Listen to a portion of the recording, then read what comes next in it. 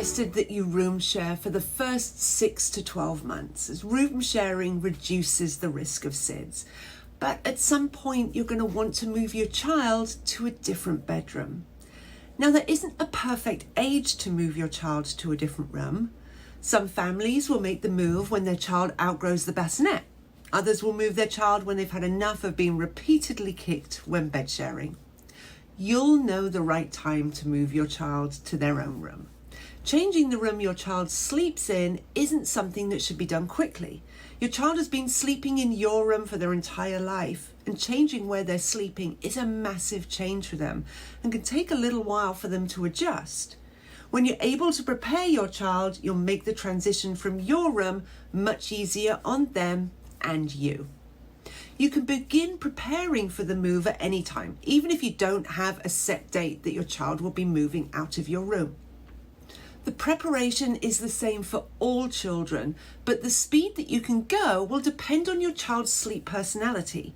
If you're not sure of your child's sleep personality, you can take my quiz. You can find the link below. Let's look at the steps to prepare and then how your child's sleep personality is going to impact this.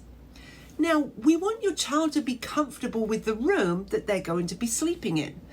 To comfortably sleep somewhere, your child needs to be really comfortable with the space. And having some playtime in your child's new bedroom every day will help with that. They also need to be comfortable with their bed. So if you're also going to be changing up your bed where your child is sleeping, maybe moving from bassinet to a crib, or even from a crib to a bed, their bed is also going to change. So playtime in their bed will help them become more comfortable with the surface that they're going to be sleeping on. As your child is playing in their bed and in their room, we'll want to work on trying to encourage a little bit of independence here.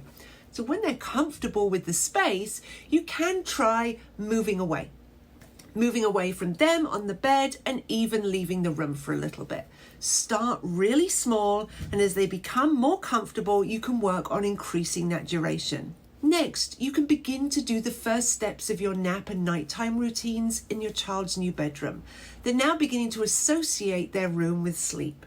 You can gradually begin to do more and more of the routine in the new room. When you're doing the majority of your routine in the new room, you can then make the transition from your room to theirs. Now, it may be a little bit easier if you plan on spending a few nights sleeping in your child's room. They have been used to sleeping near to you, and sleeping somewhere different and alone may be too big of a step for them or even for you. If your child has a laid-back sleep personality, you'll be able to move through these steps fairly quickly. If your child has an intense sleep personality, you can move through the steps fairly quickly, but you would definitely want to sleep in your child's room for 2 or 3 nights.